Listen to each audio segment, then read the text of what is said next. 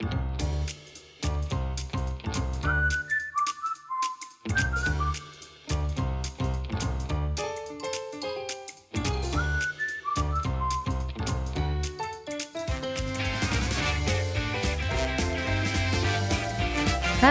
teman-teman semua, jumpa lagi bersama dengan saya Irma Dan saya Patricia di Podcast Tanpa Podium. Karena Bahagia Nggak Butuh Panggung.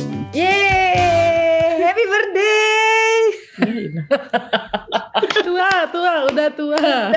Tua tambah tua, tapi tetap bahagia dong. Kayaknya bukan itu tadi bridgingnya ya, harusnya ya. Kok tiba-tiba ke sana ya? Makasih. Oke, terima kasih teman-teman. Kita lanjut. Siapa yang dan apa yang kita bahas? Aku malu sih. Memang dia malu ini. Nggak ditanya umur kok. Yang pastinya teman-teman kita semua mau ngucapin happy birthday buat hostnya Podcast Tanpa Podium yang luar biasa ini ya. Makasih. Ya, semoga tambah yang perlu ditambah, kurang yang perlu. Kirain berat badan perlu ditambah juga. Enggak ya, cukup ya. Dan berkati ya. Makasih Usi. Ibu Pendeta. Yang belum kirim kado boleh kirim. Nah, yang pengennya apa ya kadonya anti mainstream ya subscribe aja gitu ya. Ya Allah. Itu bagus sekali.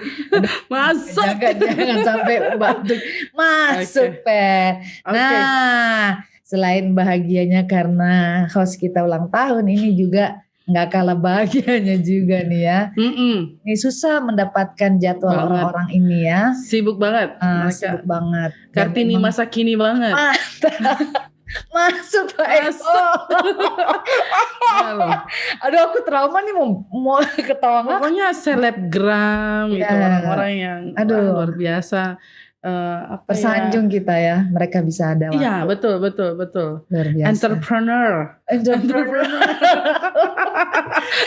Oke lah, kalau gitu kita langsung kasih unjuk aja siapa orang-orang hebat yang bersama dengan kita saat ini. Kita say hi dulu untuk Adevi. Halo. Halo teman-teman. Happy birthday Ibu Pendeta Patricia. Makasih Dev.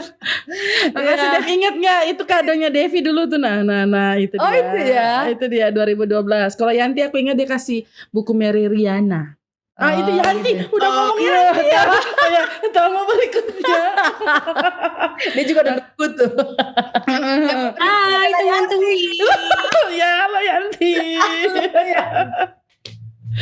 Aku merasa berdosa karena aku lupa ulang tahun Kak Cia hari ini ya. Kapan sih ulang tahunnya? Adevi langsung nanti naik darah nih Adevi nih. 20. Tanggal 20 ya. Hari ini kita tag, ini kan buat tanggal 21 hari Rabu, tanggal 24 ya hari Sabtu gitu ya. Gak apa-apa ya. Tetap itulah makanya ya teman-teman. Jadi teman-teman paham kenapa mereka ini luar biasa ya.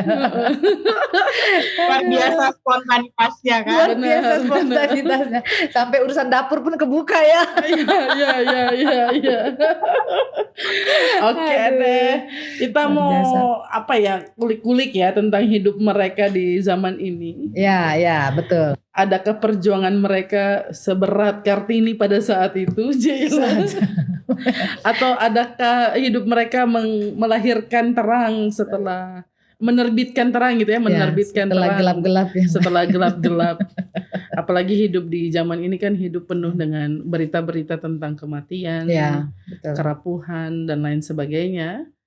Apalagi Devi kan secara khusus. Akhirnya ya selamat dari badai seroja. Puji Tuhan. Badai ya, bukan angin. Ya, bukan angin, badai dan gelombang. Dev boleh cerita Dev situasi terkini gitu.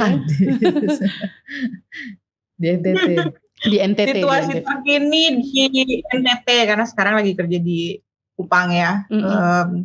Di Kupang sendiri sebenarnya sejauh ini saya dalam keadaan baik, terus udah gitu kondisi di Kupang perlahan juga membaik gitu ya. Jadi aku lihat kayak H+5 setelahnya itu udah banyak pembersihan di jalan, terus ekonomi perdagangan semua juga sudah mulai aktif seperti semula meskipun belum totally kayak sebelum bencana gitu ya, tapi perlahan-lahan semua mampu ibaratnya bangkit gitu ya, harus kuat juga gitu. Kita bukan hanya survive mau sendirian tapi mau bareng-bareng gitu. Jadi itu sih kondisi terakhir, dan sampai sekarang sih sebenarnya jaringan listrik sama internet masih up and down. Cuman bersyukurnya gitu ya, saya nggak tahu lagi terlalu banyak perlindungan dan kasih sayang Tuhan gitu ya. H+2 badai itu udah dikasih, listrik udah nyala di tempat tinggal, terus udah gitu wifi juga oke gitu dan lain sebagainya. Jadi udah jauh lebih baik gitu. Cuman memang teman-teman yang di daerah kabupaten itu banyak terdampak, dan bukan hanya di kabupaten sih, di dalam kota Kupang juga banyak terdampak dan masih belum pulih seutuhnya. Kita yakin sih itu proses ya, teman-teman kayak Ibu Pendeta Irma, Ibu Pendeta Patricia gitu kan. Itu semua proses kan ya gitu. Jadi ya udah, kita doain juga mungkin buat teman-teman yang di daerah Flores Timur ya, karena mereka jauh lebih terdampak dibandingkan di Kota Kupang dan kabupaten. Daerah Rote, Sawu juga terdampak. Jadi ya hampir semua sih wilayah di NTT, cuman memang terdampaknya tuh ada yang parah banget, itu yang di Flores Timur, dan kita di sini ya bisa dibilang ringan sampai sedang lah ya, kerusakan infrastruktur yang terjadi gitu karena bencana. Begitu kondisi terakhir, dan puji Tuhan gitu ya. Banyak yang berdoa, masyarakat Indonesia juga berdoa, NTT pasti bisa kuat, pasti bisa kembali lagi seperti semula gitu. Kita juga terus mendoakan, mendonasi gitu ya, membantu teman-teman sebisa yang kita bisa bantu gitu. Dan terus butuh topangan doa, karena kan yang bekerja di balik layar sukarelawan dan sebagainya itu juga luar biasa ya, tenaga dan lain sebagainya harus dicurahkan gitu. Mungkin itu kondisi terakhir dari Nusa Tenggara Timur. Terima kasih rekan Adevi. Kita kembali ke studio. Tapi tadi Devi bilang ringan. Perbandingan ya antara ada yang berat, ada yang ringan. Cuman memang itu relatif ya. Relatif siapa yang kena dampak ya, karena kalau kita menurut ukuran kita ringan, paling cuman seng atau atapnya yang keangkat, paling cuma gitu. Sementara untuk mereka di NTT kan orang-orang yang masih berusaha untuk sejahtera begitu ya. Rusak sedikit saja itu bagi mereka sudah berat sekali. Itu yang mungkin trauma healing penting sekali dan lain sebagainya. Nah, Dev boleh tahu sebelum kita nanti ke Yanti ya. Boleh tahu nggak sih Dev, apa hal konkret yang Anda lakukan sebagai seorang yang bersyukur kan? Lu boleh ngasih tidur anak dulu ya. Lecok susunya dulu. Tampilkan daripada lu. Ini kan berkali-kali gue mungkin cerita sama Yanti gitu kan, ngulang-ngulang. Nah ini lu santai-santai dulu ambil tidurin anak ya. Iya Dev, hal konkret apa? Aku sebenarnya mungkin udah sering kalau cerita sama Kak Cia, sama Bu Pendeta Irma juga sebelumnya. Emang di kondisi kemarin aku juga mengalami trauma itu gitu ya, karena badai itu datang dengan luar biasanya di hari Paskah kan tanggal hari Minggu ya, itu dini hari mau ke Senin di tanggal 2 gitu. Jadi sebenarnya dari hari Sabtu tuh udah hujan deras banget. Ini aku cerita flashback dikit ya. Jadi hari Sabtu tuh udah hujan deras, terus hari Minggu tuh tambah deras dan nggak ada redanya sama sekali. Nggak ada redanya sama sekali di hari Paskah itu. Aku bahkan inget banget, aku ibadah Paskah itu dengan pakai headset, udah full volume, tapi kayak ini suaranya kok kayak nggak bisa kedengaran dengan baik gitu, karena di luar tuh udah badai ternyata gitu. Jadi aku kan ibadah Paskahnya nggak pagi banget ya kemarin itu hari Minggu. Nah jadi kita tuh jam 11 malam tuh udah diinfo bahwa akan ada badai besar itu di pukul 2 sampai pukul 3.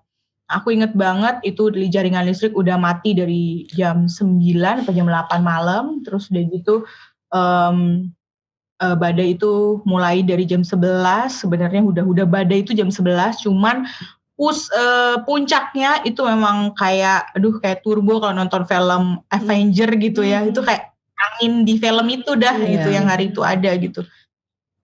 Itu jam 2, aku ingat banget jam 1.48 itu aku udah gemetar, tanganku udah sekujur tubuhku tuh kayak Tuhan ini kayaknya aku nggak bisa bertahan gitu dengan kalau misalnya ini ternyata harus menimpa, karena daerah tempat tinggalku tuh juga kayak berapa meter dari kosan tuh udah pantai gitu, jadi aku udah kayak udahlah gitu, kalau emang ini waktunya Tuhan untuk aku pergi ya udah gitu, sampai aku kasih pin ATM, terus udah gitu semua dokumen ATM tuh udah aku fotoin. Ya aku kirim ke adikku, malam itu masih ada jaringan internet, aku mau kirim ke adikku, aku bilang kalau bisa terjadi apa-apa kamu lah yang ngurus gitu ya. Terus udah aku cuman pasrah aja, tapi itu sampai pagi kita lewati, aku juga nggak tidurnya ya tidur ayam gitu ya, Pendeta Irma, Kak Pet sama Yanti.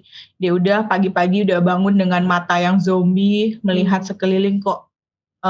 Puji Tuhan kosku tuh nggak apa-apa, nggak ada yang apa gimana segala macam. Cuman memang kerusakan di sekitar tuh udah aku lihat di rumah-rumah tetangga gitu-gitu ya. Terus aku sempat keluar ke jalan jam 2 karena aku ngerasa stok makananku nggak ada. Aku harus keluar, aku harus beli makanan. Akhirnya aku beli di salah satu kios yang cukup besar buat stok makanan, karena ini bencana yang kita nggak tahu sampai kapan nih pulihnya gitu kan. Jadi udah coba untuk keluar dan belanja, dapat, udah aku balik lagi. Disitulah aku sadar bahwa bukan hanya kalau pikirannya tadi malam ada ya I have to survive gitu ya, jadi berubah gitu, we have to survive gitu, kita udah bisa ngelewatin ini sama-sama, berarti ya Tuhan masih jaga aku dan juga teman-teman yang ada di sekitar gitu kan. Mari kita berusaha bertahan hidup sama-sama gitu. Kalau ditanya tadi kok hal konkret apa, mungkin sebenarnya awalnya itu ya Kak, dari aku jalan-jalan lihat stok makanan kok rasanya nggak bersyukur sekali gitu. Saya dilindungi Tuhan gitu dengan teman-teman yang ada di kosan gitu ya. Terus melihat banyak sekali kerusakan yang terjadi dan gambar-gambar yang teman-teman kasih dari kabupaten, akhirnya aku berpikir ya udah ayo kita bergerak gitu ya. Tanya ke Kapet, ada nggak kenalan yang butuh bantuan misalnya seperti itu. Even di kos aku tuh waktu H+2 udah nyala listrik tuh ada teman yang mau ngecas dan lain sebagainya tuh boleh datang, aku buka kamarku, terus udah gitu aku juga dapat fasilitas dari perusahaan di hotel tuh bisa melakukan kegiatan sementara gitu, itu juga aku buka kalau teman-teman mau datang gitu. Yang paling kerasa banget ya waktu aku menyalurkan bantuan ke teman-teman yang ada di kabupaten gitu ya, kemarin tuh ke Ibu Pendeta Evelyn ya di Demit, Kak Eden itu Kak Cia sempat sharing, terus aku ke sana dan melihat langsung bagaimana rumah mereka juga banyak yang habis, terus banyak bayi dan balita, sementara sumbangan belum masuk dan lain sebagainya gitu. Itulah yang membuat aku akhirnya bergerak, oke, kita harus aku harus sharing gitu, siapa tahu ada teman-teman yang mau bantu. Puji Tuhan hari H+3 kok nggak salah, pokoknya hari Kamis atau Jumat ya, kok jadi amnesia begini ya. Jadi itu aku belanja pagi, benar-benar belanja, siang, sore itu aku langsung ke Manutapen, daerah Kupang Utara, terus udah gitu aku salurkanlah bantuan itu ke teman-teman di sana. Terus hari Sabtu, terus 2 hari kemudian aku buka lagi donasi, teman-teman banyak yang nyumbang juga. Terus udah gitu aku ke daerah kabupaten di desa Oesao. Nah itu desa Oesao itu sebenarnya lebih menyedihkan karena ada 70 kakak yang akhirnya nggak punya rumah sama sekali, dan mereka kan mata pencahariannya di sana itu adalah berkebun, beternak. Nah kebunnya hasil panennya udah habis semua. Betul. Udah gitu ternaknya mati. Jadi bangkai ternak tuh banyak banget kemarin di sana. Terus jadi mereka udah nggak punya mata pencaharian lagi gitu. Mereka mau beli seng bikin rumahnya tuh dari mana mereka nggak tahu gitu. Jadi itu ya kemarin sampai kayaknya harus ada bantuan yang lebih ke sana gitu. Itu sih yang aku bisa lakukan, dan semoga nanti sustain dari perusahaan juga bisa bantu gitu ya. karena aku juga melihat kejadian di lapangan, jadi ada dana-dana sosial yang masuk bisa aku salurkan. Itu sih mungkin. Terlepas dari itu sebenarnya aku pengen banget bawa teman-teman yang di bidang psikologi gitu ya untuk mungkin ngajar ke anak-anak, trauma healingnya dilakukan dan lain sebagainya. Betul. Itu cuman belum dapat waktu. Aku punya teman di sini yang concern di bidang itu, cuman belum dapat waktu karena dia juga sibuk ngurusin itu trauma healing tapi dari pemerintah kan gitu. Jadi waktunya yang belum dapat. Semoga ya. Amin. Itu sih mungkin Kak Bu Pendeta. Aduh, ya.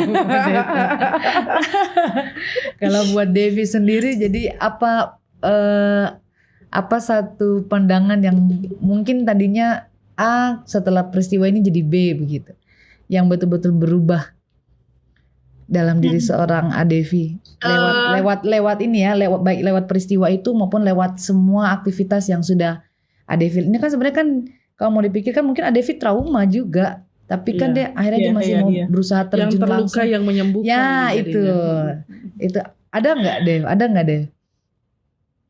Banyak sih Pendeta Irma, dan salah satunya itu tadi waktu hari dimana aku awalnya tuh ngerasa kayak I have to survive gitu ya, karena aku sendirian di sini gitu kan, keluarga apa segala macam. Dari yang I have to survive jadinya harus we gitu, jadi berubah jadi we have to survive gitu, kita harus sama-sama gitu, mulai dari aku dan teman-teman di kantor, terus aku dan semua yang ada di kota ini dan masyarakat ini gitu, kita harus bareng-bareng sih gitu kan, jadi bukan cuma aku sendiri. Yaitu yang pertama. Yang kedua, aku jadi kayak ngerasa gila, selama ini gue kayak kurang bersyukur sekali gitu ya. Aku tuh kalau bersyukur tuh kan ketika aku liburan ya. Jadi kayak baru-baru kan liburan happy, ya. Liburan apa segala macem, dapat berkat A, B, C, itu baru bersyukur gitu kan. Nah ini kemarin kayak wah gila, bisa makan, dapat jaringan listrik lebih cepat, terus tidur enak aja tuh kayak udah aduh terima kasih Tuhan gitu. Karena sama ini tuh kayak ya udah biasa aja gitu. Biasanya aku tuh kayak kalau kemarin tuh sampai waktu aku belanja stok makanan, aku ada ngomong gak sih ke Yanti dan temen-temen di grup gitu ya. Biasanya aku cerita ya, biasa aku tuh gak pernah bersyukur gitu. Aku bisa beli kebutuhan stok bulanan tuh gak pernah bersyukur. Aku kayak ya udah gitu kan. Belanjanya tuh bisa terserah aku aja gitu. Ngambil duit juga kamu mikir orang lain ya. Katanya kamu ngambil gitu sampai yang lain. Bener. Jadi sampai kayak kemarin pas bisa beli stok makanan, gila kenapa gue bersyukurnya sebegininya ya gitu. Karena di kondisi ini tuh bener-bener kayak yang aduh makasih Tuhan, gue akhirnya. Jadi waktu itu stok makananku tinggal Indomie 3 gitu. Karena aku habis pulang liburan gak nyetok lagi gitu kan. Terus setelah badai itu dan aku bisa stok makanan tuh sampai kayak aduh makasih banyak Tuhan, selama ini gue gak pernah bersyukur tuh beli-beli kebutuhan itu gitu. Begitu sekarang kondisinya bencana aku masih bisa beli, terus yang aku pengen tuh masih bisa dapat gitu ya.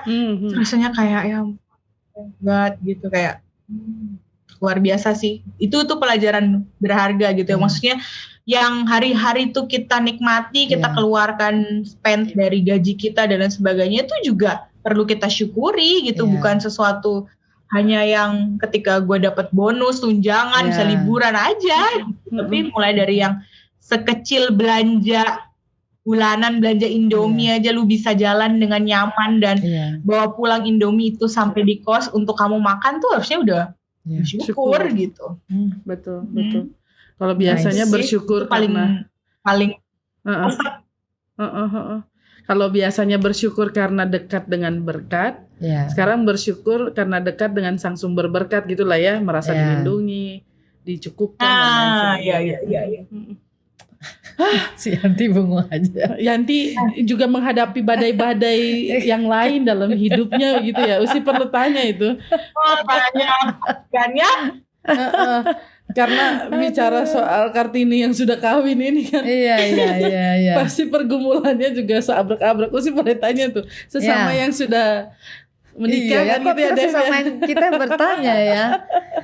Yalah, Yanti cerita-cerita ini kan kita juga masih dalam semangat ini ya. Dalam perjuangan Kartini Sada. Kita nggak kenal Kartini ya, tapi setidaknya adalah ya peninggalan-peninggalan dia yang kita nikmati sampai dengan saat ini.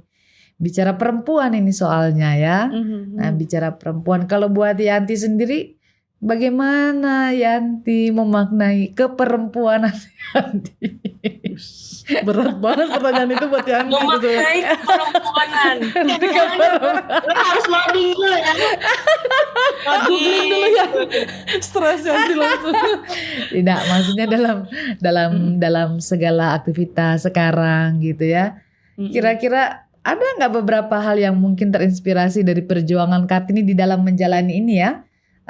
Peran dan fungsi saat ini sebagai seorang istri, sebagai seorang ibu, atau mungkin sebagai wira swasta ya. Wira swasta ini masih. Iya. Bukan wira swasta sih, swasta, pegawai swasta. Oh, pegawai swasta. Wira swasta juga sih di. Iya, udahlah ya. Pegawai swasta sekaligus wira swasta lah gitu ya. Iya. Luar biasa loh, banyak perannya. Itulah makanya. Bagaimana ya? Ya kalau misalnya ditanya tentang memaknai keperempuanan atau memaknai apa sih yang sudah ditinggalkan sama Kartini zaman dulu, dilihat dengan zaman sekarang.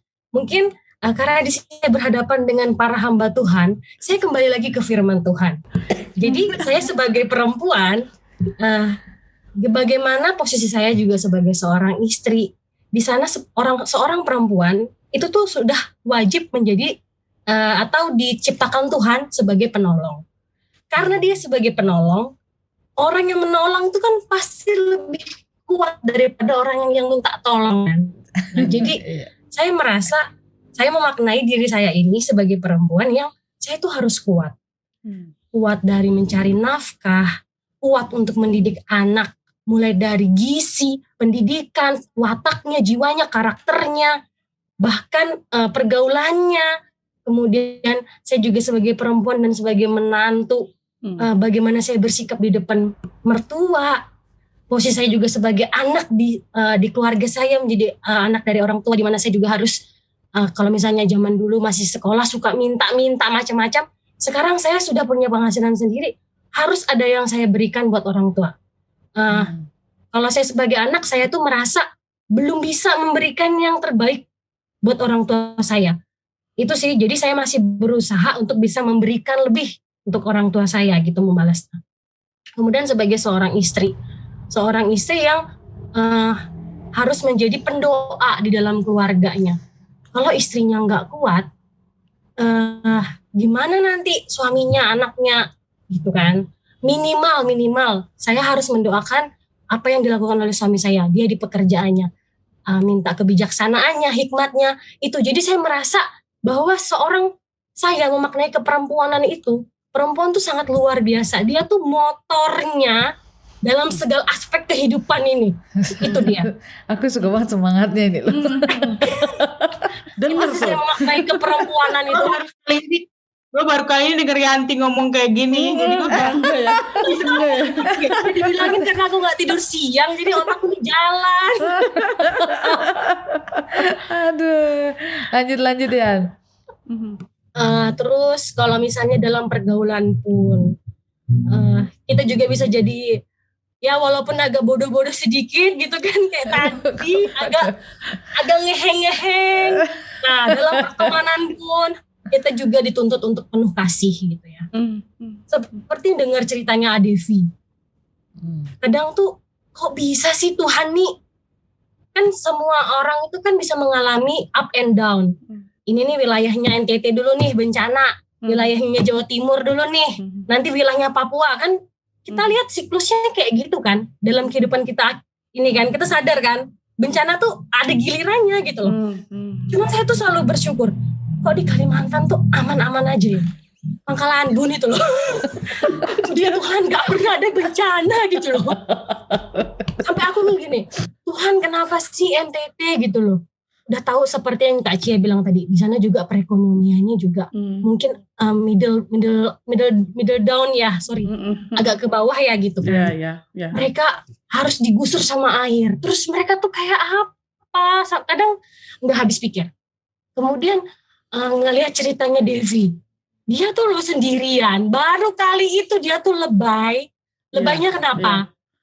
Dia aku ucapkan, dia cuma bilang gini, aku sayang Ikam. Udah. Aduh. Ini orang kayak mau mati gitu loh. Aku tuh ngerasa baru kali ini dia berarti tuh memang situasinya tuh benar-benar gawat.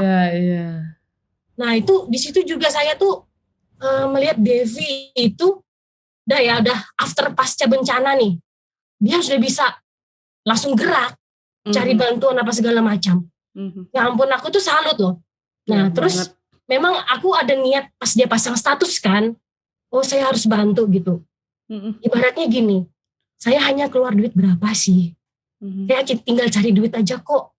Lah, yang di sana tuh loh bisa menghadapi bencana kayak gitu tuh, mereka bisa mencarinya tuh berapa tahun lagi gitu loh. Kesedihannya tuh berapa tahun lagi.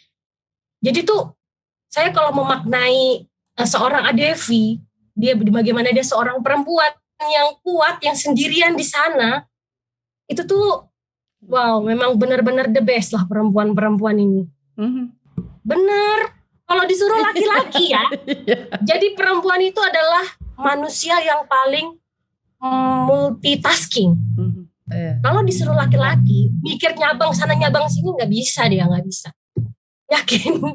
Jadi ya 100% atau apa ya? Kalau ngasih nilainya 100 lah ya buat memaknai keperempuanan itu sendiri. Ya mungkin Yan, salah satu bencana di Pangkalan Bun adalah signalmu itu ya. Kamu di freeze sebenarnya.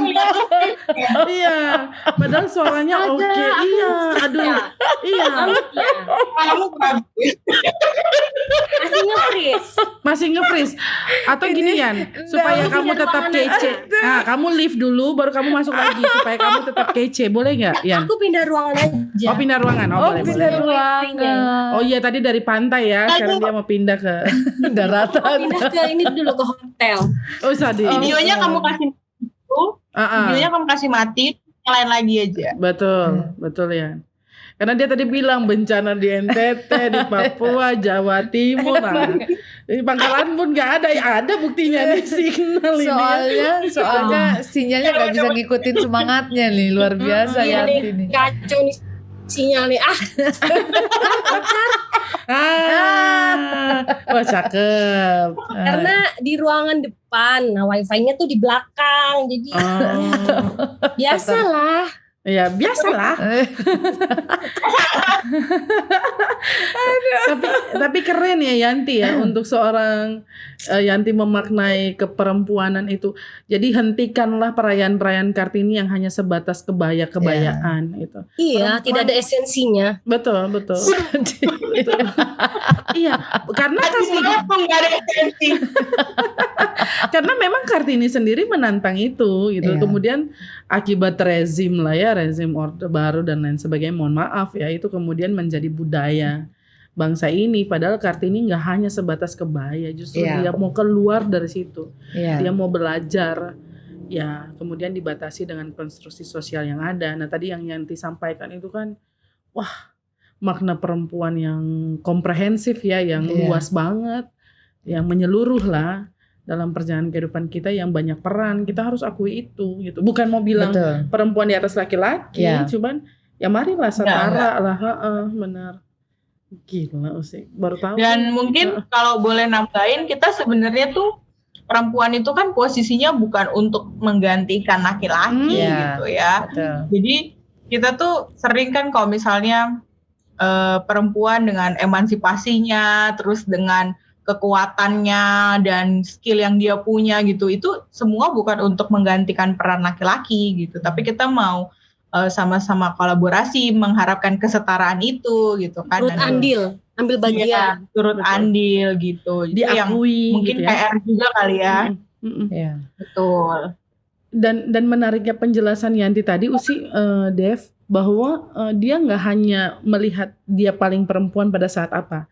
Karena kadang-kadang kan kita membandingkan ya, gue perempuan banget kalau gue punya anak, gue perempuan banget kalau gue udah menikah, gue perempuan banget kalau gue sekolah tinggi, gue perempuan banget kalau gue bisa masak, gue perempuan banget kalau gue nurut sama mertua gue dan lain-lain gitu. Apa yang Yanti sampaikan bahwa ini fakta gitu, nggak semua orang harus pintar di semua hal, tapi berupaya gitu ya untuk kemudian menjadi perempuan-perempuan yang memainkan perannya semaksimal dan seoptimal mungkin. Itu tumben banget Yanti ini, gila. Makanya tadi agak kaget dengan semangatnya yang luar biasa ya. Tapi nge-freeze. Iya. Coba ulang lagi kan, masih ingat nggak ya? Oh tidak. Tapi luar biasa banget kok, luar biasa banget. Berasa kok semangatnya Yan. Semangat keperempuanan itu terasa sekali gitu ya, sampai kebayang banget kamu sangat menjiwai semua peran dan fungsi yang kamu jalani, dan kamu juga sedang mensupport banyak perempuan di luar sana untuk ya, ayo kita mesti kuat, kita semangat gitu. Walaupun kita pasti punya keterbatasan yang lain, tapi itu nggak jadi apa ya, titik poin untuk kita berperan, untuk kita bisa menjalankan fungsi kita di dimanapun ya, mau di keluarga, di masyarakat, dimanapun kita. Mantap. Kita ngomong kayak ini tahu nggak tadi? Lu kayak motivational speaker tadi ya. Iya. Sudah boleh ganti tuh biografi di Instagram itu. Motivational speaker. Itu termotivasi banget itu. Ada lagi sih? Ya, kalau Devi sendiri bagaimana? Bagaimana Devi dengan tadi udah banyak cerita juga tentang apa yang dialami ya di NTT, tapi ada nggak hal-hal yang berkaitan dengan perempuan yang Devi mau share gitu ya, terlepas dari apa yang tadi sudah mungkin disampaikan oleh Yanti. Bagaimana sih perempuan dalam pandangan Devi? Tadi yang tadi disampaikan sama Yanti itu itulah yang juga mungkin Ibu Pendeta Irma, Ibu Pendeta Patricia dan saya juga.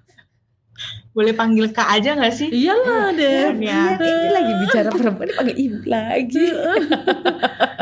Nama aja deh.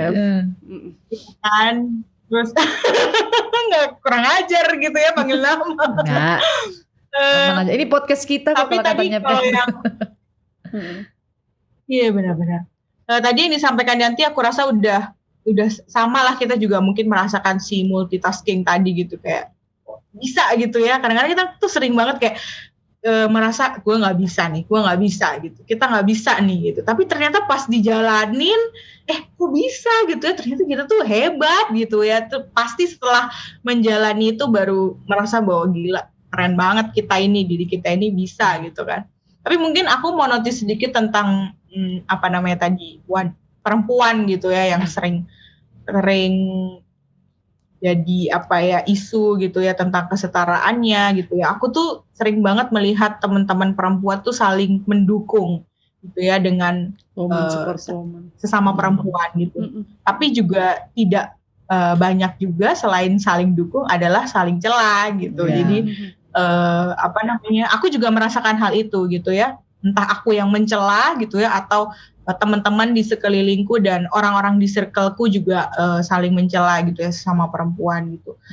Kejadian demi kejadian juga aku belajar bahwa ternyata emang penting sekali, apa sih kalau bahasanya teman-teman sekarang tuh woman empowerment woman. Itulah ya, empowerment woman dan lain sebagainya gitu ya. Itu penting juga gitu supaya kita di circle yang tepat itulah kita bertumbuh gitu ya, saling topang gitu ya, tidak saling menjatuhkan gitu-gitu. Dan mungkin aku lebih kepada aku tuh karena mungkin masih belum berkeluarga ya, Kak Irma, Kak Cia gitu, jadi aku tuh sering banget curhatin gitu ya sama teman-teman yang mungkin seumuran, terus udah gitu in mid crisis life gitu, yang umurnya udah mendekati gitu kan, mendekati angka 3 terus belum nikah, terus mereka kayak bingung misalnya seperti itu. Terus mereka bingung dengan circle-nya yang terus memaksa mereka untuk melakukan apa yang mungkin mereka nggak suka gitu ya. Sementara aku ada di circle yang puji Tuhan gitu ya, aku ada di keluarga yang sangat open minded gitu ya. Terus teman-teman juga nggak pernah kayak kenapa lo belum punya pacar, atau lo belum ini belum itu dan segala macam gitu.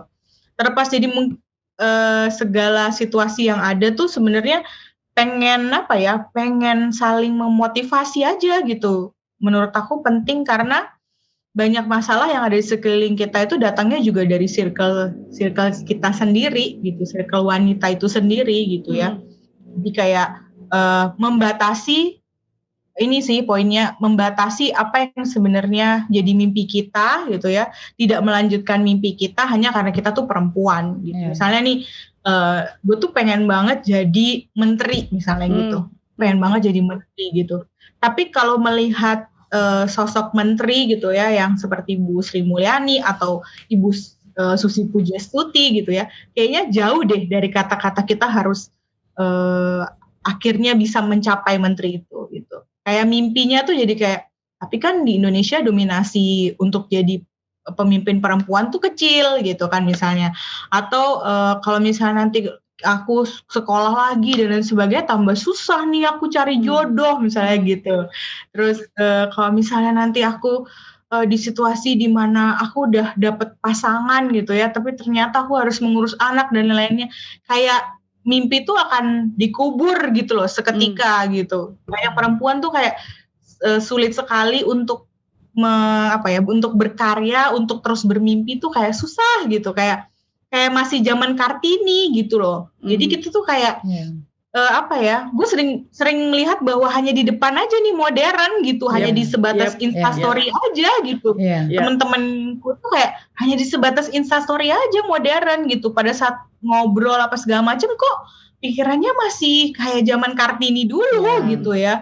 Membatasi dengan dinding-dinding yang ada gitu-gitu sih. Mungkin aku merasa kayak kita perempuan punya PR banyak sih, dan itu tadi gitu, saling support itu penting, terus milih ada di circle yang mana gitu. Bukan berarti kita juga merasa kalau circle kita nggak baik terus kita keluar gitu aja. Siapa tahu mungkin kita masuk ke circle yang baik dulu terus kembali ke circle yang kemarin, jadi bisa kasih experience gimana sih aku bisa bertumbuh ternyata gitu. Jadi menurut aku tuh penting sih, kayak aku notice banget nih Yanti tuh mungkin tadi dia berbicara berapi-api gitu ya, karena mungkin kita sering lihat Yanti tuh akhir-akhir ini fokus dengan bisnisnya juga, terus jadi banyak teman. Jadi bisnisnya kan bareng teman-teman perempuan tuh ya paling besar ya, mungkin dia termotivasi juga gitu sama teman-teman di bisnisnya itu gitu, bahwa ibu-ibu punya anak banyak, punya pekerjaan gitu, tapi masih bisa jualan, masih bisa dapat, masih punya side hustle gitu-gitu. Menurut aku tuh keren sih gitu ya, dengan segala keriuhan yang ada sebagai seorang istri dan ibu gitu ya. Aja nggak bisa tuh kayaknya pusing gitu kan kepala ini. Itu mungkin yang aku garis bawahi itu Kak Irma, untuk saling support itu tadi. Mantap. Kan sorry sih, aku pengen karena ketidakmampuan untuk saling support itu berasal dari konstruksi bahwa perempuan dia akan iri dengan kelebihan perempuan lain, atau bahkan kemudian membatasi kemampuan perempuan lain, karena di otaknya sudah bilang bahwa perempuan itu urusannya dapur, sumur, kasur, itu doang gitu. Jadi situ doang tempat lo, selebihnya nggak bisa berkembang. Itu biar jadi kayak dunia ini milik laki-laki begitu. Padahal kan kita sama ya, sama-sama makhluk ciptaan Tuhan kok. Gitu. Aku agak serem sih Kak dengar istilah sumur, dapur, kasur. Itu aku agak serem. Aku juga tahu istilah itu tuh baru-baru aja. Kan aku punya rekan ibu gereja lah, yaitu termasuk orang yang terpandang di sini dari segi ekonominya. Dia pasang status begitu di WA. Aku tuh baru tahu ya. Aku ngerasa selama aku menikah ini, aku nggak punya kayak wejangan-wejangan yang kayak gitu. Oh ternyata tuh perempuan tuh harus gitu ya. Aku gitu kan. Jadi saya juga sambil ngaca nih dalam diri saya. Udah benar belumnya di urusan iniku, di siniku udah benar belum, siniku belum. Nah, saya masih jadinya saya ngerasa, waduh, aku masih belum, masih kurang. Aduh, gimana ya? Akhirnya tuh akan seperti itu gitu loh. Karena ya apa sih paradigma, nggak tahu itu dari budaya atau orang zaman dulu atau gitu, nggak tahu deh ya. Sebenarnya kita tuh standarnya seorang istri tuh harus bagaimana tuh kan, itu yang menciptakannya tuh kan manusia itu sendiri. Nah padahal kan orang tuh kan menjalani kehidupannya tuh kan beda-beda gitu loh. kadang ya kayak woman support apa tadi istilahnya tadi? Woman empowerment moment lagi. Nah itu kadang-kadang yang menjatuhkan perempuan itu sendiri ya perempuan itu lain. juga. Betul. Jadi ya gimana ya kalau di menghayati dengan perjuangan era Kartini ini, apalagi ya kayak di dunia media sosial kayak yang Devi bilang tadi, kita tuh tertarik sama perempuan yang lain. Misalnya si A tasnya baru, kita pengen juga tas baru. Si B gaya hidupnya begini, pengen juga gitu. Di era sekarang ini kebanyakan perempuan itu standarnya ya media sosial gitu loh. Nah dia kadang lupa sama kewajibannya, lupa sama dirinya tuh harus gimana gitu loh. Nah dan ada banyak juga sih saya temuin perempuan yang mungkin dia terbawa oleh ajaran agama dan budayanya dia. Bukannya mau menjatuhkan kaum laki-laki, enggak. Tapi dia itu bilang gini, laki-laki atau suami itu adalah surganya istri. Nah di situ saya benar-benar menjerit-jerit lah dalam hati saya. Kok bisa sih suami jadi surga? Kalau suaminya brengsek main perempuan, emang masih surga? Terus dari segi saya bekerja, mantap. Dari segi saya bekerja ya, saya kerja dari pagi jam 7:30. Aku nih masuk Komnas Perempuan nih. Ya sih. Tolong direkomendasikan please. Amin. Nanti kita sundul ke sana. Layak. Devi pasti ada orang dalam, Kak. Iya. Sampai mana tadi ya? Sampai lupa. Oh ya, saya kan bekerja dari jam 8 pagi sampai jam 5 sore. Nah itu kan kalau ini saya jelasin lagi ya. Jadi sekarang itu lagi rame-ramenya ibu-ibu bekerja sama ibu-ibu full time atau ibu-ibu rumah tangga. Kadang-kadang oversource ya dibenturkan gitu ya Yan ya. Dan yang mengkotak-kotakan itu adalah ibu-ibu atau sesama perempuan itu sendiri. Mereka bilang, kalau ibu rumah tangga bilang, kalian enak yang kerja. Kalian nggak tahu urusan rumah, nyuci, masak, ngurusin anak, urus suami seharian itu terus yang ditemuin, nah gitu. Tapi kalau ibu-ibu yang kerja bilang, enak ya kalian yang di rumah itu bisa tidur siang, bisa nonton, bisa sama anaknya full time, aduh pengen kayak gitu. Nah itu tuh ibu-ibu itu sendiri yang mengkotak-kotakan itu. Padahal itu kan ya sesuai dengan apa sih kebutuhan masing-masing gitu kan. Saya pun seorang ibu bekerja kadang punya keinginan pengen jadi ibu rumah tangga gitu ya. Sampai ada teman saya yang ibu rumah tangga, dia tuh ngomong gini, kamu nggak mikir perkembangan anakmu gimana? Kamu nggak mikir kecerdasan anak yang ibunya bekerja sama ibunya ibu rumah tangga itu beda loh. Lebih cerdas anak yang ibunya rumah tangga. Teman saya sendiri yang ngomong, oh iya ya, aku gitu kan. Oh iya ya, berarti saya harus mengorbankan pekerjaan saya nih. Gimana caranya? Sedangkan kebutuhan hidup banyak kayak gitu. Terus dia bilang gini, lebih baik kamu harus bisa melatih dirimu untuk menurunkan standar hidup. Dia bilang menurunkan standar hidup. Maksudnya makan 2 kali gitu kali ya. Dari yang 5 kali jadi 2 kali. Misalnya beli baju 200.000. Nah mungkin saya harus beli baju harga 35.000. Mungkin kayak gitu. Masih ada ya gitu. Di Cakbong kali ya. Menurunkan standar hidup kalimat. Iya. Gitu ya. Saya juga dengan posisinya gitu ya. Aduh saya pengen. Nah memang agak-agak terombang ambing. Mikir juga anak kedepannya bagaimana. Tapi ya pada akhirnya hingga pada saat ini setelah perbicaraan itu saya masih bekerja di perusahaan. Bahkan saya menambah lagi dengan pekerjaan sampingan saya dengan entrepreneur lah. Walaupun dia MLM tapi kan itu kan bisnis saya sendiri gitu. Jadi saya sampai bekerja sampai malam lagi, pulang kerja lanjut lagi sampai malam lagi ngurusin bisnis jaringan saya itu. Malahan kok jadi gini ya udahlah, let it flow aja lah, jalanin aja lah. Yang penting anakku terkontrol, dia sama aku tetap kasih kayak cerita-cerita tetap kasih sayangnya rangkul gitulah. Itu sih sedikit sharing. Ini isu penting ya Usi ya. Nanti Usi Irma bisa tambah atau Devi mau tambah juga boleh ya. Tapi ini isu penting banget bahwa kita sendiri yang mengkotak-kotakan lalu memilih dan mengukur kebahagiaan dan keberhasilan hidup orang lain pakai standar hidup kita gitu. Ya kalau standar hidup lo cuma jadi ibu rumah tangga ya udah jalani aja, jangan kemudian ngukur Anak itu berkembang kalau dia diperhatikan bla bla bla dan lain sebagainya.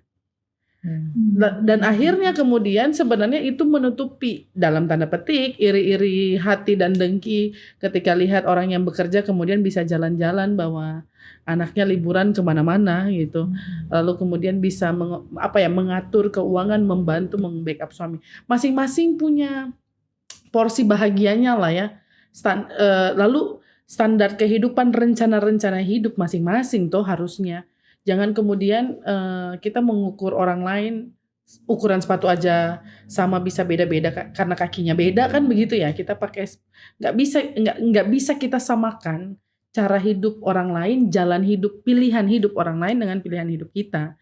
Nah, perempuan juga jangan mau sebenarnya dikonstruksi dengan pemikiran-pemikiran yang demikian, pemahaman-pemahaman, paradigma, perspektif yang sempit sebenarnya, yang kemudian bahwa ya tadi yang aku bilang di awal ketika Yanti bicara itu kan komprehensif ya, menyeluruh. Ada perempuan yang dia bahagia kalau gitu ya dia memilih tinggal di rumah, dia mengorbankan segala sesuatu dan lain sebagainya. Aku sih ya tergantung masing-masing gitu. Kalau suami mendukung, puji Tuhan gitu ya. Bersyukur Yanti dapat suami atau si Irma dapat suami yang support, tetap bekerja. Pendeta kan juga bagian dari pekerjaan kan begitu ya usia. Bersyukur bisa dapat suami. Nah itu yang susah ya Dev ya.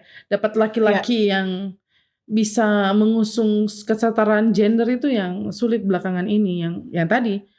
Saya imam di keluarga, saya kepala keluarga, itu pernyataan-pernyataan yang sebenarnya memiriskan gitu. Kepala keluarga, kayak kartu keluarga kakak, terus ketika aku yang jadi kakak misalnya ya, kepala keluarga terus kok aneh banget ya, perempuan sendiri. Emang terus kenapa? Kan gitu. Banyak perempuan-perempuan janda misalnya dia harus jadi kepala keluarganya. Ini panjang ya, ini hal yang kompleks yang kemudian kalau dibawa ke gereja orang selalu ngukur, hitung kepala keluarga hanya laki-lakinya. Penduduk juga gitu, hitung kepala keluarga hanya laki-lakinya. Ya Alkitab kan juga gitu. 3.000 orang dibaptis, 5.000 orang menjadi percaya yang dihitung laki-lakinya. Yang makan kan juga gitu, yang dihitung laki-laki. Perempuan apa? Yang cuci piring, yang kumpul. yang berbungkus. Bungkus. Padahal sekarang bapak-bapak juga bungkus-bungkus loh Dev. Aduh hai. Lebih lihai tangannya. Gimana Usi? Karena Devi kayaknya sudah di mulut. Penuh ini nggak sih, penuh konsekuensi nggak sih kalau tadi Yanti bilang ibu rumah tangga, terus full rumah tangga, ibu bekerja, semua juga ada konsekuensinya. Menurut aku ya sebagai orang yang belum pernah berumah tangga gitu ya. Maksudnya ya Yanti mungkin kehilangan kesempatan misalnya di rumah sama Edrea gitu ya. Tapi begitu weekend dia bisa punya quality time, terus begitu dia bisa ajak anaknya keluar dan beli mainan misalnya seperti itu gitu ya. Jadi menurut aku kayak itu tadi gitu. Hanya kita nggak boleh masukin diri kita di kondisi orang lain dan kondisi orang lain di diri kita gitu. Kita kan tidak ada di perahu yang sama ya. We are not in the same boat. Betul, gitu ya. Betul. Itu kan sering kita dengar ya bahwa kita nggak ada di perahu yang sama semua orang. Jadi jangan berusaha untuk nyamain gitu. Gimana Usi? Kalau aku sih mungkin mau menggarisbawahi sebenarnya tadi udah disampaikan ya sama Yanti ya. Yang paling utama yang tadi didengung-dengungkan oleh Yanti kan bicara tentang perempuan yang pada hakikatnya kuat. Ya. Nah, cuman ya itulah, mungkin kadang-kadang kuatnya itu yang terbungkus dengan pemikiran tentang kayaknya dia yang lebih bahagia deh dibandingkan. Padahal semuanya kuat, karena menurutku gak gampang juga menjadi ibu rumah tangga 24 jam, itu gak gampang. Betul. Bahkan juga mereka yang bekerja jam 8 sampai jam 5 sore, habis itu pulang masih harus melanjutkan juga pekerjaan. Itu gak gampang. Tapi itu yang tadi mau aku sampaikan, bahwa bicara kalau semua perempuan punya pemikiran yang sama bahwa kita ini kuat dengan apa yang kita jalani ya, jangan dengan apa yang orang lain jalani gitu tadi, seperti yang bukan pada perahu yang sama, jangan mengukur baju kita dengan orang lain punya, dengan sepatu dan lain sebagainya. Nggak akan pernah, kalau ditanya standarnya mana, nggak ada. Semua kita punya standar masing-masing kalau menurutku karena ya itu tadi dibilang standar bahagianya orang aja udah beda-beda. Orang mesti ciptain bahagianya sendiri gitu. Tapi kalau kita memang sadar kita ini Masuk adalah iklan Kaos Iya. Podcast. Lanjut. itu ya. Oh iya betul ya. Ciptakan bahagia. Iklan. Ya. Berikutnya nanti merchandise Harusnya tunggu kita ya. pakai ya, Iya. Iya. pakai kaos kita. Tunggu baru di Bilang tadi laundry. biar couple. Iya. Iya. Berarti mesti ada part berikutnya lah. Iya. Ini penting. Ini kayaknya harus ada Iya. part 2 nih. Kita bahas yang gini-gini nih. Nah itu, jadi kalau menurutku sadari aja bahwa kita ini kuat. Bagiku berada di posisi Adevi dan juga berada di posisi Patricia sekarang itu juga butuh kekuatan saudara gitu ya. Butuh kekuatan pun juga dalam posisiku dan posisi Yanti kita butuh kekuatan saudara-saudara gitu Betul ya. teman-teman. Dan itu yang harus kita pegang ya. Bukan sekali lagi mengatakan bahwa kita kuat bukan berarti kita nggak butuh orang lain ya. Mengatakan bahwa kita kuat bukan berarti kita lebih tinggi tadi. Dan mengatakan bahwa kita kuat bukan berarti kita nggak punya kelemahan gitu ya. Tapi setidaknya ketika kita menyadari kita kuat dan kita mau meraih apapun yang menjadi impian atau dambaan kebahagiaan kita sendiri, kita semua mampu kok. Aku sih berpikir seperti itu. Kita semua mampu. Bagaimana kita melihat ibu-ibu dia masih bisa pergi ke sawah itu udah seneng aja itu udah. Itu aja udah bahagia, itu udah bahagia banget gitu ya. Betul. Biarpun istirahat di tengah hari bolong, cuman duduk di pondokan, cuman sekedar makan nasi mungkin dengan sayur rebus sama sambal, habis ini sawahnya, tapi itu udah sesuatu yang, dan itu juga butuh kekuatan untuk bisa seperti itu. Coba Yanti mau gak Yanti begitu? Enggak, karena masing-masing orang punya kekuatannya Sedih aku sendiri. dengar ceritanya. Iya, jadi ya itu buat kita sedih tapi dia senang, dia suka cita karena dia punya kekuatan dia sendiri yang dia pakai untuk dia hidup seperti itu. Jadi artinya itu tadi ya yang dibilang tadi. Kadang-kadang persoalannya yang muncul dari kaumnya kita sendiri gitu ya. Dari kaumnya kita sendiri yang gak bisa melihat dia kuat dengan caranya ya. Dia bahagia dengan orang-orang yang ada di sekitarnya. Kadang-kadang kita yang gak rela dengan itu. Itu aja kelemahannya perempuan. Kadang-kadang dia gak rela ketika melihat orang lain lebih survive mungkin ya. Ketika melihat orang lain lebih punya banyak peluang dibandingkan dirinya. Yaitu kalau sudah dia nggak kuat ya dia nggak bisa mensyukuri apa yang dia punya, bahkan peran yang sedang dia jalani gitu. Makanya aku bilang menjalani apapun peran perempuan, mau dia 24 jam di rumah ataupun dia bekerja, itu semua pasti perempuan itu punya kekuatannya masing-masing, karena tidak ada satupun yang mudah untuk seorang perempuan gitu ya. Untuk satu manusia itu nggak ada yang mudah dalam hidup ini. Gitu kalau dari aku ya. Ngomong-ngomong soal nggak rela ya, aku juga nggak rela kalau selalu dibilang bahwa keadaan itu sayangnya datang dari kaum kita sendiri. Satu sisi itu fakta gitu ya, bahwa kaum kita juga kaum Hawa gitu ya, seringkali perempuan menjadi orang-orang yang kemudian saling menjatuhkan. Tapi kenapa aku belum rela, karena itu datang akibat gitu. Akibat sejak kecil pilihan permainan kita selalu permainan yang seolah-olah berkolaborasi padahal berkompetisi gitu. Pilihan permainan kita tuh nggak pernah yang kompetisinya sportif.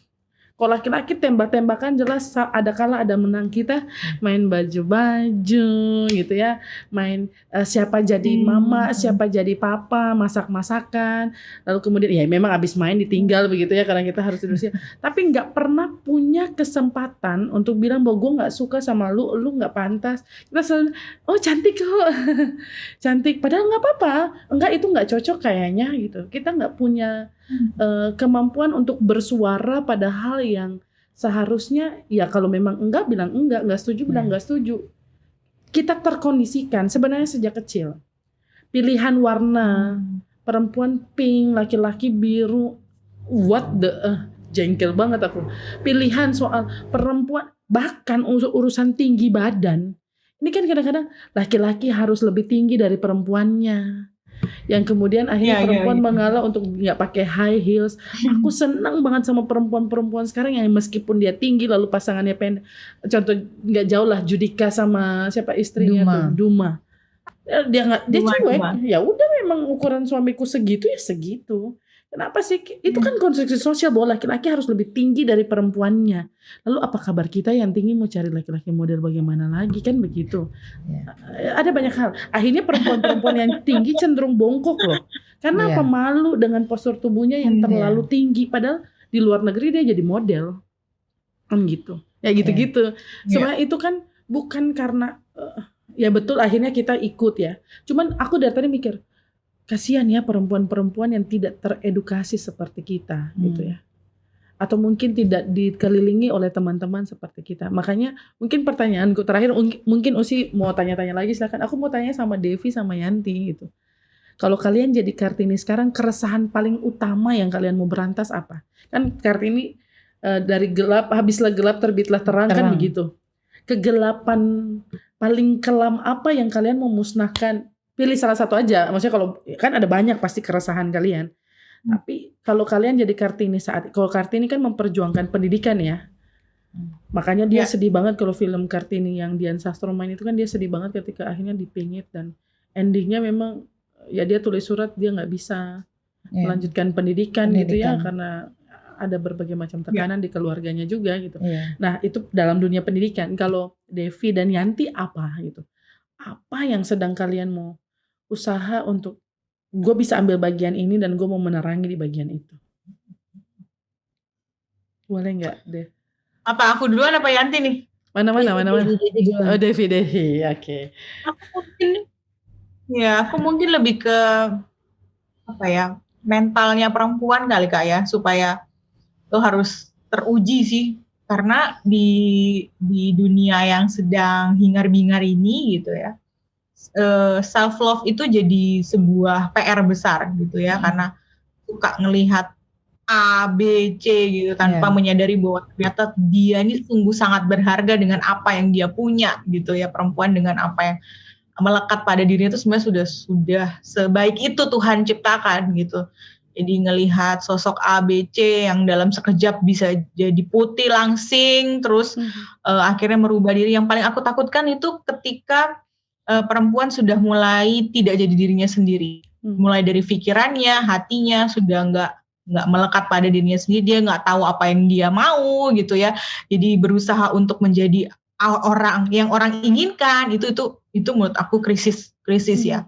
Terus aku bisa mengambil peran. Aku sih banyak sharing sih sama teman-teman yang ngerasa yang merasa seperti itu, dan biasanya mereka akan datang sendiri ke aku karena mungkin aku sering juga sharing bagaimana aku menemukan diriku sendiri gitu ya, dengan tidak mengacuhkan orang-orang yang ada di sekelilingku gitu. Jadi mungkin yang bisa aku bagi adalah pengalaman aku keluar dari masa-masa dibully, terus udah gitu ya teman-teman tahu ya aku dibulinya kayak apa dulu gitu ya, terus udah gitu kenyang banget gitu dengan semuanya, karena pada dasarnya aku akhirnya menyadari bahwa aku Adevi sahabat Sofan ini bukan hanya aku yang physically yang teman-teman lihat, yang rambutnya di bisa dicatok cantik, terus udah gitu pakai kacamata, bisa berpakaian rapi dan sebagainya gitu, tapi aku juga apa yang ada di isi otak dan hatiku gitu ya. Jadi itu yang mungkin pengen aku sharing terus sih sama teman-teman yang sekiranya mungkin mereka ngerasa kayak kok dia tidak sampai nggak tahu apa yang dia mau, nggak bisa jadi dirinya sendiri. Itu kan menurut aku penting banget gitu. Kayak Kartini itu kan dia tahu ya dia mau apa gitu ya. Dia mau apa, dia mau jadi seperti apa tuh dia tahu gitu loh. Nah yang bahayanya adalah kalau kita sebagai perempuan nggak tahu apa yang kita mau, nggak kenal sama diri kita sendiri gitu, lalu akhirnya nerima saran A, B, C lalu bingung dengan apa sih sebenarnya yang aku mau gitu, akhirnya mencoba menjadi yang seperti yang orang lain inginkan gitu. Itu yang menurut aku sangat disayangkan gitu ya. Itu sih Kak Cia. Nice lah. Nice to know you. Let's do it again. Ayo Yanti. Oke, kalau saya tadi melanjutkan dari yang Adevi sampaikan, di mana dia harus tahu dirinya sendiri, apa sih yang aku mau gitu kan.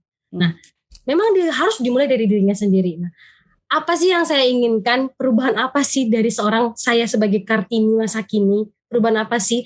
Ketika dia sudah mengenali dirinya sendiri, dia harus bisa memahami orang lain. Itu sih yang saya pengen ubah. Memahami dalam arti tidak menjadi hakim, tidak menjadi dukun bagi sesamanya, sesama jenisnya. Gitu. Dukun. Ketika sesama ibu-ibu tidak perlu untuk menggurui atau menghakimi tata cara mendidik anak atau merawat anak, seperti itu contohnya. Jadi saya ingin ada perubahan dalam memahami sesama, mulai dari memahami sesama jenis, itu sih. Iya. Dengan memahami sesama jenis, kita bisa memahami, dengan bisa memahami sesama jenis, kita juga bisa mengontrol mulut kita untuk tidak gampang gosip, menjelek-jelekan orang. Dari situ sih segala sumbernya. Benar-benar aku setuju banget itu, karena kan kita dengar sendiri ya gitu ya, ASI versus susu formula diciptakan ibu sendiri normal gitu versus sesar, normal versus sesar gitu, ibu-ibu sendiri gitu. Anaknya kok kurus nggak sesuai umurnya, itu banyak. Kurus salah, gemuk salah, gemuk nggak lincah nanti dianya. Apa nggak sih lo gitu ya? Banget. Akarnya itu kan dari yang memiliki standar, padahal dia belum mengetahui dirinya sendiri maunya apa gitu loh. Karena akarnya dari situ. Karena kontes kecantikan yang diatur, yang kemudian membuat perempuan bersaing, berkompetisi untuk ukuran kecantikan yang sebenarnya relatif. Jadi ketika ada yang menang sebenarnya kontes kecantikan, itu kan ada banyak hal ya, banyak faktor ya. Kenapa sampai kita bersaing? Salah satunya karena yaitu Miss Universe, Putri Indonesia dan lain-lain gitu ya. Ada standar yang ada standarnya. Bikin manusia itu sendiri ya. Standar penilaian. Iya. Lalu brain behavior and beauty itu seolah-olah menjadi ukuran. Memang betul sekarang sudah dijungkir balikan dengan ada yang kulit hitam yang kemudian menang dan lain sebagainya. Itu kan baik ya untuk konsumsi publik, supaya publik juga tahu bahwa ukuran kecantikan bukan hanya putih, rambut lurus, langsing dan lain sebagainya. Aduh Mai, aku kayak jauh dari standar kecantikan. Iya. Kalau Devi mungkin Devi ini terlalu pinter, terlalu high sehingga mungkin belum ada yang berani mendekatinya. Kalau aku udah jelas, kok belum nikah, ya udahlah, standar kecantikannya aja udah jauh gitu ya, menjauh kita gitu ya. Tapi sempat terbersit sama aku loh Kak. Tadi mungkin Devi ini sampai sekarang masih single nih karena dia mau dipakai Tuhan untuk memberkati NTT ini. Benar loh. Benar. Wahyu Tuhan kan kalau ada bencana di NTT itu. Betul. Kalau dia emak-emak nggak bakal dia turun kasih sumbangan susu buat anak-anak itu. Iya. Dia pikir susu anaknya dulu. Benar-benar. Itu penting bahwa ketika, jadi buat teman-teman yang masih melajang begitu ya, jangan merasa sendirian gitu ya. Not alone, ada kami berdua juga gitu ya, dan ada teman-teman lain, dan pasti ada maksud Tuhan supaya kemudian kalian bisa lebih tinggi di karirnya, lebih sukses pendidikannya, dan sebenarnya bukan untuk diri. Sudah go internasional loh. Mulai. Nggak, masih esional, belum internasional, masih esional. Ya itu kan ada banyak hal yang bisa kita lakukan. Tapi bukan berarti buat teman-teman yang sudah menikah juga membatasi diri, karena lihat Kak Irma sama Yanti juga yang bisa melakukan banyak hal, bisa jadi orang yang hebat lah gitu, yang menginspirasi. Ada pertanyaan lagi nggak Uzi? Karena juga kita sakit telinga kok, gitu ya. Mungkin lebih. Karena kita sakit telinga juga gitu dengar pandangan-pandangan gitu, apalagi yang kita yang masih single kayak gitu-gitu. Kita juga sakit telinga, cuman karena mungkin udah tahu apa yang kita mau gitu ya, terus udah capek juga dengan urusan-urusan kalau lo mau ngurusin orang lain, dengerin orang lain, jadinya nggak fokus sama itu, fokus sama aku harus bisa jauh jadi manusia yang lebih baik, aku bisa mengembangkan diriku dengan baik, aku bisa punya duit yang lebih banyak, aku bisa lebih cantik dengan caraku sendiri gitu ya, aku bisa meningkatkan skillku, aku bisa bahagiakan orang-orang di sekitarku, aku bisa membantu sesama, aku bisa jadi berkat. Jadi fokusnya sama hal-hal yang penting tadi daripada yang nggak penting itu gitu. Jadi jangan, kalau ada teman-teman mungkin yang ada di sama posisi kita gitu ya, cuekin aja gitu. Bukan berarti teman-teman yang lagi diet lalu mempertahankan kecantikan nggak diteruskan ya. Silakan. Jangan. Itu hak masing-masing. Itu hak masing-masing. Sesuai kekuatannya masing-masing juga. Betul. Aku mungkin pertanyaan dari aku terakhir juga, ini mungkin lebih personal ya. Maksudnya lebih kepada Adevi dan juga Yantinya ya, di dalam mereka menghidupi keperempuanan mereka. Gue nih so tau pakai istilah itu ya. Iya nggak, maksudnya gini. Tadi kan Adevi lalu bilang bahwa bagaimana setiap perempuan itu bisa maju dan menjadi lebih baik. Mungkin sekedar mau tahu aja apa sih yang Adevi harapkan, Yanti harapkan 5 tahun dari sekarang kalian menjadi perempuan seperti apa? Supaya siapa tahu begini, dalam kondisi-kondisi sekarang ini, di masa-masa yang rentan ini, kita nggak tahu ya, mungkin ada teman-teman kita di luar sana yang mungkin karena dia merasa tadi self love-nya kurang ya, mungkin karena dia juga sudah begitu banyak tuntutan yang masuk, dia sudah tidak tahu apa yang dia mau gitu ya, dan bahkan itu seringkali membuat dia putus asa dan mau mengakhiri hidupnya. Nah artinya ketika aku tanya apa gambaran kalian tentang diri kalian 5 tahun lagi, maksudnya aku cuma mau memberitahukan bahwa kita semua masih punya harapan untuk bangkit dan menjadi lebih baik. Nah artinya ini mungkin personal, siapa tahu podcast Apa Podium 5 tahun lagi masih ada dan kita buka lagi kenangan ini ya. Buka kenangan ini gitu ya. Ya kalau mau deket ya 2 atau 5 tahun lagi lah. Seperti apa harapannya Adevi atau Yanti, Empat juga boleh, dari sekarang ini menjadi perempuan yang bagaimana gitu ya. Yanti dulu. Betul. Yanti dulu. Yan masih freeze lagi. Coba cari tempat yang bagus biar. Aduh, bencana masih freeze. Ini bencana Pangkalan Bun. Iya, beneran masih freeze. Beneran. Harus ku foto. Soalnya aku di wifi, aku bingung. Atau matiin video dulu baru nyalain lagi kayak suara sih jelas non, cuman freeze aja. Iya.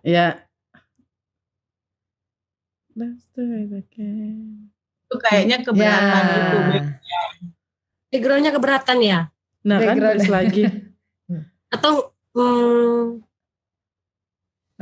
ya sudah Kayan. Oh sudah? Iya. Oke. Lanjut nih? Ya. Oke. Bagaimana 5 tahun ke depan ya? Terakhir kali saya ditanya seperti ini waktu saya ngelamar kerja. 5 tahun ke depan saya bagaimana? Jadi saya mau berpikir lagi nanti 5 tahun lagi saya bagaimana.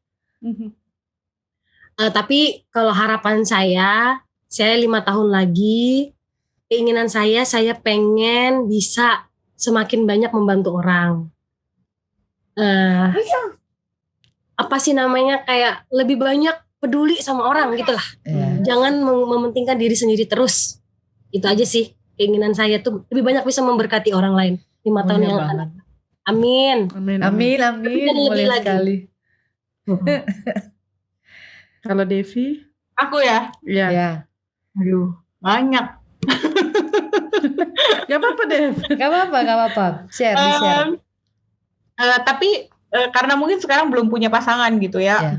Aku mengandaikan diri aku in 2 atau 3 tahun lagi ketika dapat seseorang yang memang benar-benar aku yakin, oh ya aku akan hidup bersama-samanya, berarti 5 tahun nanti aku sudah punya seorang suami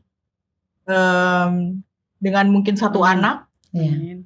Aku cuma pengen punya 1, mohon maaf. Anak tunggal ya. Kita lihat aja. Seberapa kuatnya ya? Seberapa kuatnya ya menahan? Iya. Menahan apa Kak? Maksudnya menahan standarnya itu satu gitu loh. ini Yanti nih banyak yang ditahan. Iya. Malam nih Kak. Udah malam. Wah, Iya, abis ini kita terbatuk ya. ngobrol begini tapi ngobrol yang gitu ya. Soal bagaimana menjadi ibu muda Iya, gitu-gitu iya, ya. iya. Kita belajar lah gitu ya, Dev ya. Oke, let's see ya Dev. Ini loh bahkan sebelumnya tuh aku lebih parah, makanya aku sempat kepikiran untuk kayaknya aku child free aja deh, kayaknya nggak perlu punya gitu. Tapi ke belakang ini kok jadi agak berubah gitu ya, dengan satu gitu. Walaupun belum ada calon suaminya gitu, entah nanti dari mana datang, udahlah gitu kan, berdoa aja terus. Gitu. Terus yang kalau misalnya ternyata in case Tuhan belum kasih, aku akan ngambil sekolah lagi. Jadi aku punya rencana MBA di dua degree, terus udah gitu bikin dokter. Merit by accident, jangan ya. Jangan. Aku juga sempat kaget. Mau MBA. Kagak lah, dia udah bilang dari tadi studi. Oh ya. Studi. Maaf. Studi. Tetot. Lanjut Bang. Dan kalau udah studi mungkin masih bekerja di perusahaan yang sama, karena aku dengan rencanaku itu sampai umur 40 gitu ya, nggak tahu nanti, terserah yang di atas juga gitu. Terus aku masih tetap jauh mungkin dari orang tua karena pekerjaan gitu ya, tapi it's okay. Atau aku membawa orang tua aku tinggal bersama-sama gitu. Itu sih aku pengen banget melakukan itu.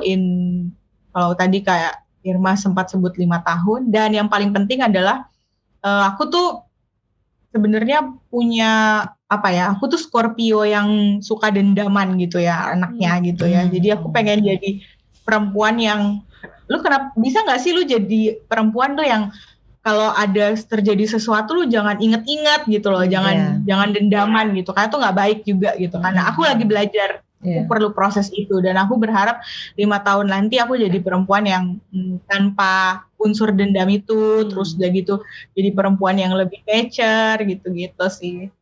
Itu yang paling penting tadi itu, aku pengen ngehilangin si pendendam yang aku tumbuh sebagai Scorpio sejati, mohon maaf, jadi ya agak dominan tuh sisi dendamannya gitu. Jadi kayak aku harus, dan itu proses sih, aku yakin nggak sebentar membuat aku menjadi orang yang udah legowo aja, ikhlas aja apa segala macem gitu. Dan aku merasa diriku jauh lebih baik dibandingkan 2 tahun lagi, dan aku berharap 2 tahun kemarin gitu atau 5 tahun kemarin. Jadi aku berharap di 5 tahun nanti aku jauh lebih baik daripada hari ini. Mungkin itu sih. Nice. Thank you. Pet apa 5 tahun lagi Pet? Mikir besok aja udah susah nih. Mikir 5 tahun lagi itu sulit dibayangkan itu ya. Bisa bertahan aja, udah syukur ya Pet. Iya, karena 5 tahun lagi tuh almost 40 lah ya. Iya. Udah pindah jemaat juga kayaknya tuh Pet. Amin. Lo. Kesannya enggak, aku betah kok di sini. Lo kan 5 tahun lagi. Iya betul. Iya, Betul. Berarti nggak boleh cepet tuh Pet. Mungkin udah di jamaat berikutnya gitu ya. Mungkin itu dia bisa terjadi. Pokoknya aku hanya berharap dalam waktu dekat ini segala urusan soal kesehatan itu semua baik. Itu aja sih. Amin. Itu aja. Yang lain-lain nanti, kayak dulu aku orangnya ini banget punya plan begini. Sekarang kayak ya udahlah, one step at a time. One step at a time. Ya. Yang penting lewat dulu 1 hari. Udah nggak bisa mikir jauh-jauh, nafas pendek sekarang. Masih bisa lihat hari esok, sudah syukur ya. Udah syukur. Itu udah kekuatan terbesar, anugerah terbesar yang Tuhan kasih. Nah, ini maksudnya dari jawabannya Devi, Yanti, Pet itu ya teman-teman ya, artinya setiap kita pasti punya pengharapan lah ya. Dan tidak ada yang punya pengharapan tuh yang buruk-buruk, nggak ada. Semua kita punya pengharapan yang lebih baik gitu ya. Dan pastinya terus jadi perempuan-perempuan yang lebih baik, yang Tambah kuat ya Yanti ya. Yanti nih kayaknya udah siap betul. Yang memanusiakan perempuan lainnya. Ya, betul. Yang memahami sesamanya. Sadis. Dan yang saling menguatkan ya, saling peduli satu dengan yang lain. Seru banget. Thank you banget. Semoga makin banyak perempuan-perempuan di sana yang tetap fighting. Fighting, fighting. Apa sih? Apa sih? Aza fighting. Gitu. Jadi perempuan yang memberdayakan dan memerdekakan perempuan lainnya lah. Itu penting. Ya, betul. Ya, nanti kita lihat ya 5 tahun lagi di podcast apa pun. Iya. Jejak digital loh ini. Jejak digital ya. Oke deh. Makasih banyak. Kenapa? Kenapa deh? Jadi nyesel gitu kan tadi ngomong 5 tahun lagi. Enggak dong. Akan jadi kenangan yang luar biasa untuk dibuka kembali. Ih, lucu banget sih. Lucu banget. Rambutnya habis diikat. Oke deh kalau gitu sih. Oke deh teman-teman. Demikian percakapan kami dengan Yanti, dengan Devi. Thank you banget ya. Kalian berdua sudah memberikan inspirasi buat kita tentang keperempuanan. Sama-sama. Terima kasih juga karena telah memilih kami. Iya. Teman-teman. Gak usah terlalu kepedean itu karena hanya kita yang punya waktu. Enggak, udah di kepala kok, Cuman waktu kami ini yang agak susah sekarang tek-tek, jadi ya udahlah. Ya. Dalam waktu dekat kita hubungi orang yang memang sudah ada di kepala. Iya. Thank you banget ya Devi dengan Yanti. Sama-sama Kak. Ya, jadi buat teman-teman jangan lupa untuk selalu dengarkan episode terbaru podcast Tanpa Podium setiap Rabu malam di Spotify dan sudah bisa disaksikan di kanal YouTube podcast Tanpa Podium setiap Sabtu malam. Info selengkapnya dapat teman-teman temukan di Instagram @podcasttanpapodium. Follow aja. Di sana ada microblog, video-video, iklan dan lain sebagainya yang pastinya mencerahkan. Promosinya. Aku sendiri malu ngomongnya tapi ya semoga mencerahkan lah ya. Oke deh. Kalau begitu saya Patricia pamit. Saya Irma pamit. Saya Yanti dan Edria pamit. Saya Devi pamit. Sampai jumpa di episode selanjutnya. Terberkati. Dadah.